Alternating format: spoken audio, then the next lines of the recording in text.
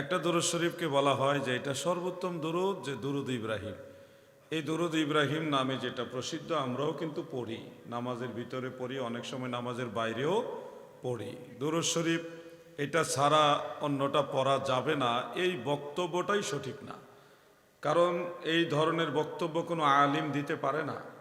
উনি বুখারী শরীফ পড়েছেন, মুসলিম শরীফ পড়েছেন, আবু দাউদ, তিরমিজি, নাসাই, ইবনে মাজাহ, মিশকাত, জালালাইন, বাইজাবি, কাশাফ, অন্যান্য কিতাব, যত কিতাব পড়েছেন উনি, সমস্ত কিতাবের মধ্যে মুসান্নিফরা মুকাদ্দমার মধ্যে এবং ইখতিতামের মধ্যে দুরূদ শরীফ লিখেছেন।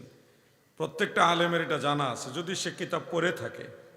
আর নকল করে পাশ করলে তো এখন বলা যায় না, এখন তো লেখাপড়া আগের মতো নাই। মেইন কিতাবের শুরুতে ভূমিকা যেটা মুকাদ্দমা, ওখানেই প্রত্যেক কিতাবের মুসান্নিফ তিনাদের নিজের শব্দে, নিজের ভাষায় সুন্দর সুন্দর দুরূদ লিখেছেন। যে দুরূদ শরীফগুলো আপনি শুনলে আশ্চর্য হবেন, দেখলে আশ্চর্য হবেন, এত সুন্দর ভাষায় ওনারা লিখেছেন। মূলত কোনো হাদিসের মধ্যে এই দুরূদ উল্লেখ নাই, ইমামরা লিখেছেন। এখন আপনি যদি বলেন কারো বানানো দুরূদ পড়া যাবে না, এটা বেদাতি দুরূদ, তাহলে আপনার এই কথা ইমাম বুখারী বেদাতি হবে, ইমাম মুসলিম বেদাতি হবে, ইমাম আবু দাউদ, তিরমিজি, নাসাই, ইবনে মাজাহ, ইমাম আহমদ, ইমাম মালিক, ইমাম শাফি, ইমাম আবু হানিফা, ইমাম মুহাম্মদ, ইমাম আবু ইউসুফ, পরবর্তী সব ইমামরা বেদাতি হবে, আপনি নিজে আলাদা একলা মুসলমান হবেন। কিন্তু আদৌ তো এই ধরনের কথা বলা উচিত নয়। নবীজি নিজে দুরূদ শরীফ শিক্ষা দিয়েছেন।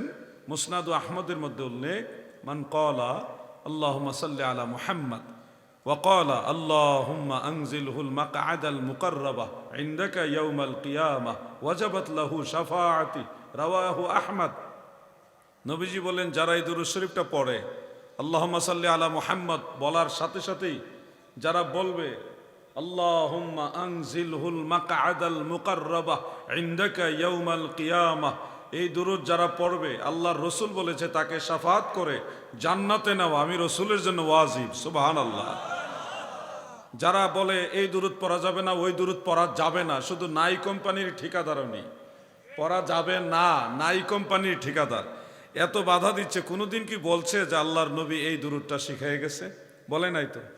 দয়াল নবীজি এমন দুরূদ শিক্ষা দিয়েছে এবং বলছে এই দুরূদ নিয়মিত একবার পড়লেই ময়দানে মাহশারে নবীজিকে আপনার খুঁজে বের করতে হবে না, আল্লাহর নবী আপনাকে খুঁজে বের করে জান্নাতে নিয়ে যাবে।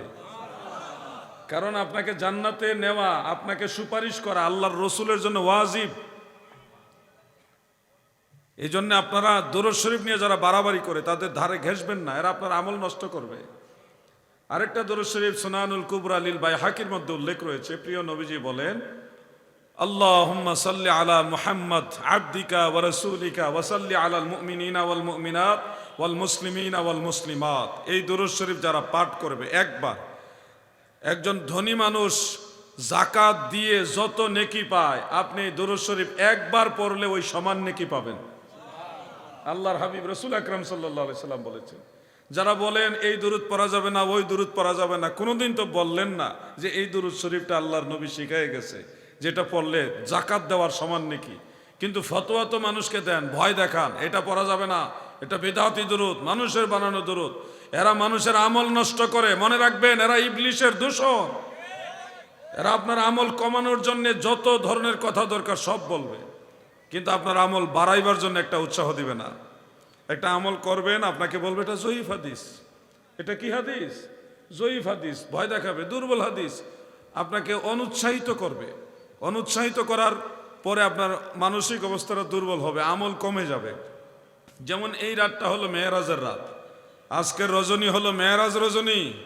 এই রাতে আমার দয়াল নবীজি 7 আসমান পার হয়ে, সিদরাতুল মুনতাহা পার হয়ে, আরশ, কুরসি, লৌহ কলম পার হয়ে কাবা কাউসাইনি আও আদনা গিয়েছেন। আল্লাহ তাআলাকে চর্মচক্ষু মুবারক দ্বারা দেখেছেন। আমাদের জন্য 5 ওয়াক্ত নামাজ নিয়ে আবার দুনিয়াতে এসেছেন। মারহাবা বলেন। এই রাতটা বিশেষ রাত।